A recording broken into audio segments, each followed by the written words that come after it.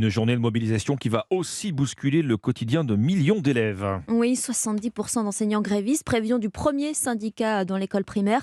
Dans le second degré, pas d'estimation à ce stade car les professeurs de collège et lycée ne sont pas obligés de se déclarer grévistes. Des lycéens qui ont probablement coché la date du jour dans leur agenda, Oui, Roman. mercredi 18 janvier, 18h, ouverture des inscriptions pour Parcoursup, la plateforme post-bac. Les candidats doivent formuler jusqu'à 10 vœux parmi, tenez-vous bien, 20 000 formations. Alors laquelle choisir et comment être sûr de l'obtenir?